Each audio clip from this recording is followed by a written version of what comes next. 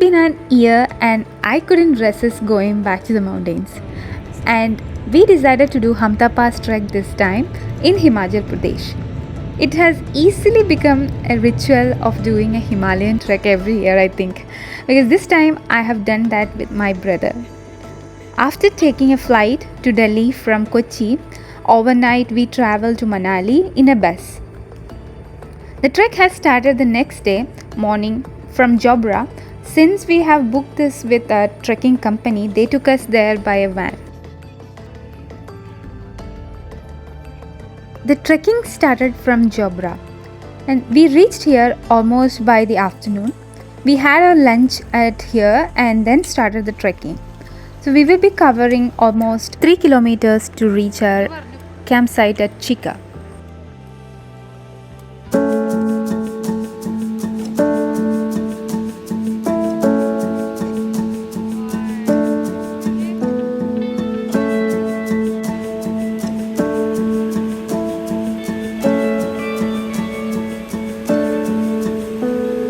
We have entered into a lush green forest with meadows, rivers, beautiful wooden bridges, tall and thick trees.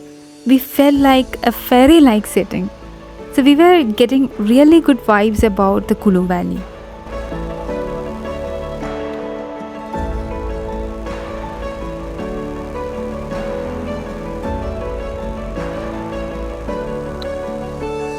Hampta Pass Trek is one of the most scenic and popular treks in the Himalayas, located in the Lahaul-Spiti region of Himachal Pradesh. And this route connects between Kulu Valley and Lahaul Valley, which is in the Pir Panjal region of Himalayas. And we will be covering almost 26 kilometers in the next 4 to 5 days and maximum elevation of 4,270 meters, that means 1400 feet from the sea level. Goru region is more of a lush and green, whereas the Spiti region is dry and barren.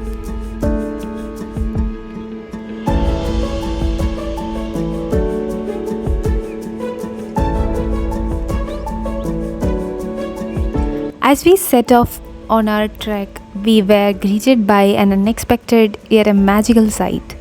A flock of sheep grazing in the green meadow. It almost felt like we have stepped into an animation film. Watching this sight was so serene, and it was just the beginning of what Hampta Pass had in store for us. We met with many flocks of sheep in the further trekking.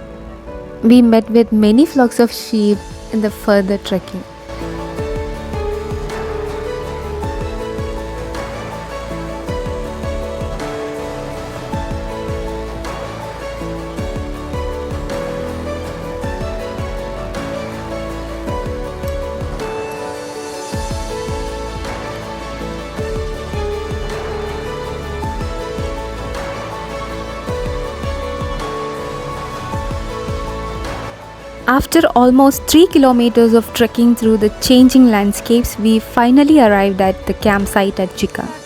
The collection of colorful tents pitched in the middle of towering mountains, the perfect heaven after the first day. There was no electricity, no network, nothing. It's only just mountains and us. So it felt like the time had slowed down a bit. I was feeling so overwhelmed about my first time stay in a tent. I was really excited about sleeping under the stars, but at the same time a little terrified.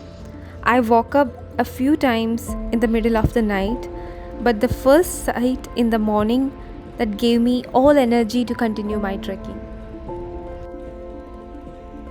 Day 2 of our trekking began with a mix of excitement. Today we had to go a long way ahead, almost 7 to 8 kilometers to reach the next campsite at Balu Ghera. I was happy to continue the adventure, but I couldn't help feeling a little tense about the distance that we had to cover. The path ahead turned out to be the most beautiful section of this trek.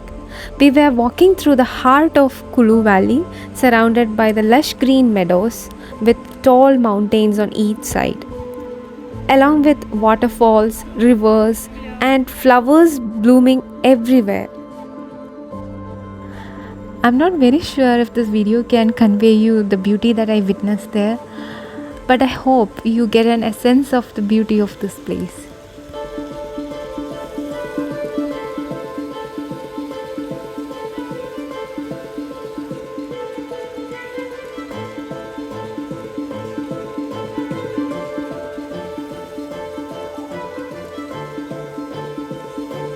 The scenery reminded me of the Balu flowers because there were a lot of similar plants and flowers all along the way. If you haven't watched the Valley of Flowers trekking video, then go check it out. It is in the channel.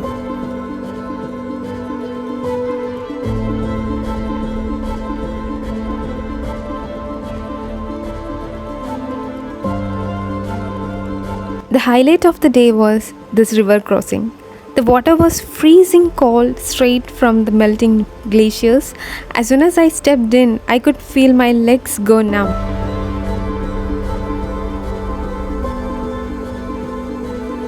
As you can see now, there are no more trees and we start to see some snow-capped mountains. As we climb up, we entered into the alpine zone. Now it is more like a U-shaped valleys which might have formed due to the result of glacier movements.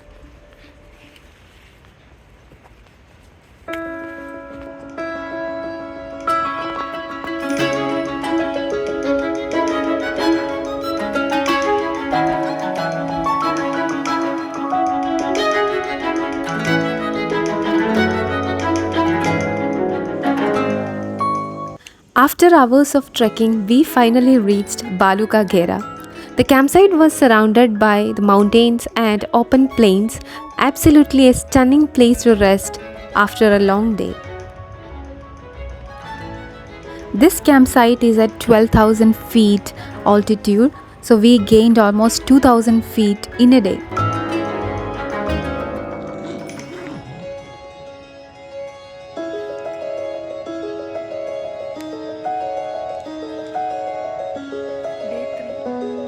Day 3, and it's a big one because we are heading to the summit of Hamta Pass today. It's a 7 kilometers journey ahead with a 4 kilometers of steep climb and 3 kilometers of descent. The excitement was real, but we know that it is going to be challenging. As you can see now, the landscape has been completely changed from the previous days. Now we are surrounded by the boulders and moraine fields. The steep, rugged path made every step a challenge. Each step brought us closer to the sky, and with it, we could feel a sense of adventure growing.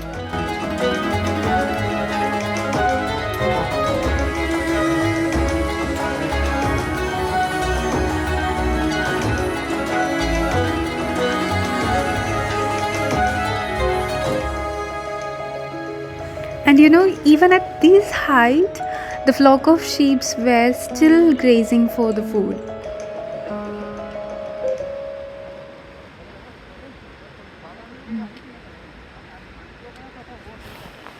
We need to go till there. As we climbed through the heights, the snow-capped mountain tops and glaciers became more closer.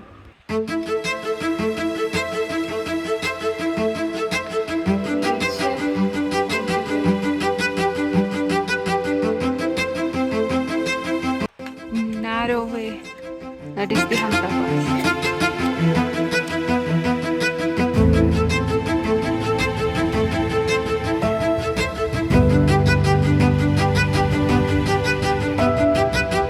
We had to take some steep climbs to avoid the boulders, following the advice of our guide, but each step brought us closer to our goal, Hampta Pass at 14,000 feet.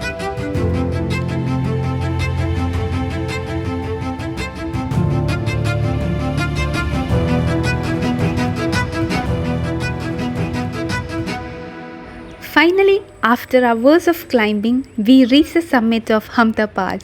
It didn't feel like much at first, just the highest point we had been aiming for, but what really took our breath away was the view. From the top, we could see everything, the path we had walked over the past few days and the ways ahead.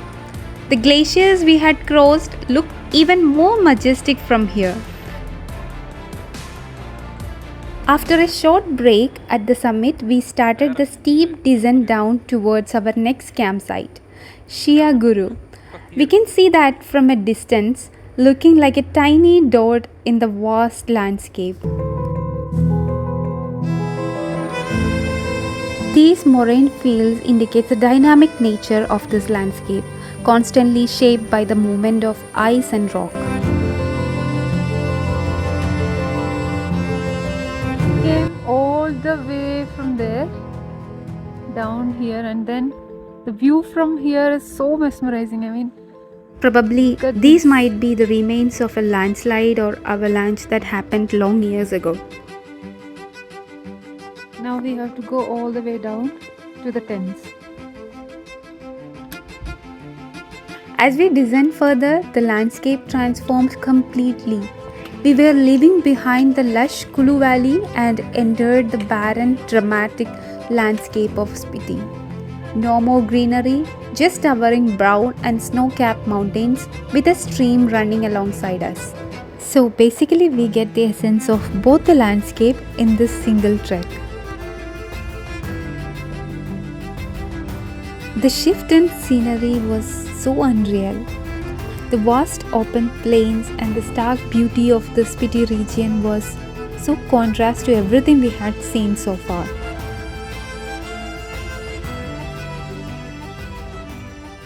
Finally, we reached Shia Goru, our campsite for the night. And it was the most beautiful campsite we had on this entire trek. We were surrounded by the massive brown peaks of Spiti with glaciers in a distance and a river running nearby. When standing here, I still couldn't believe that we came so far.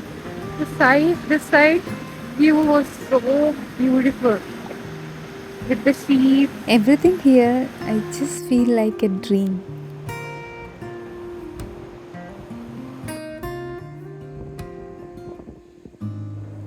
This night I was so exhausted and I slept like never before. And I woke up to what I can easily say was the best morning of my life. The first thing I saw was the sun rising over the mountains with a blanket of clouds spreading out across the valley.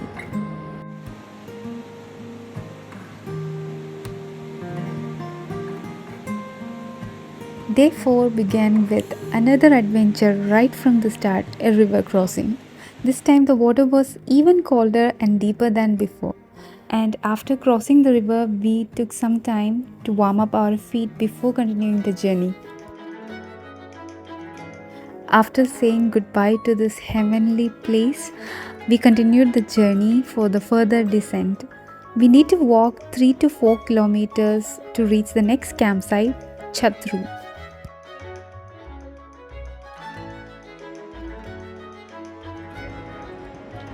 So it started with the smooth, flat valleys that was easy for the trekking, but later we had to descend through the boulders.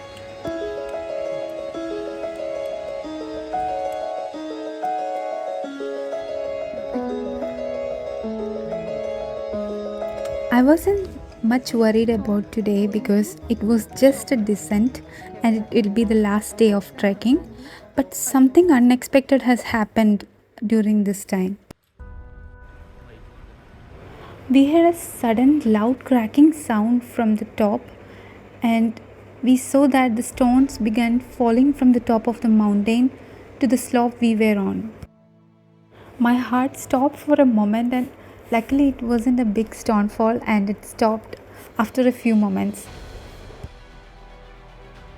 This was the scariest part of this trekking, and I know we were so lucky to get escape from an incident like this. And of course, I became more conscious for the rest of my trek.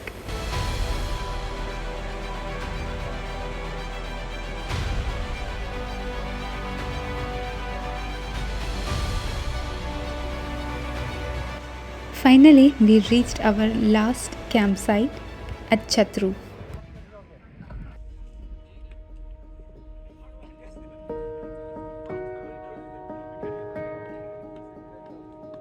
But the adventure was not over yet.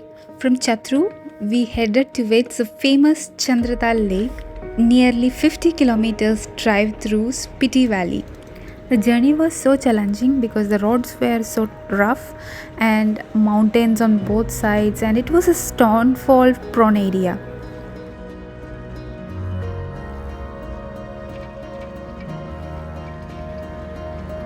Even though the road was challenging, but the views were absolutely mesmerizing.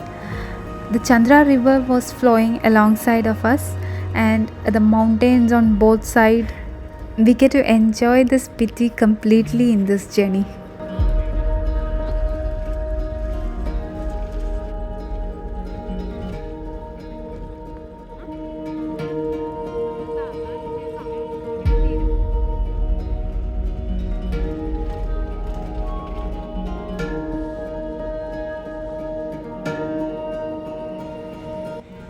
And then we arrived at the Chandratal lake.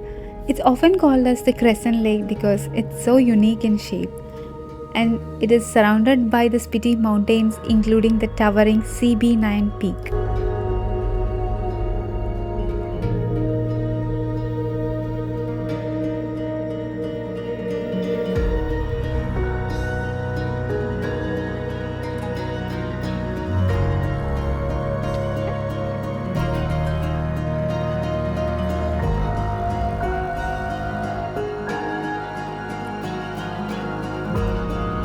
The lake is at an altitude of 1400 feet from the sea level and fed by the glaciers from the surrounding mountain ranges, and these are the Chandrabhaga mountain range, and we can clearly see CB9 peak from here. Although we came a long way from Chatru, it was the best place to spend some time. The night was so clear and perfect for stargazing, so we spent our rest of the night photographing the galactic center.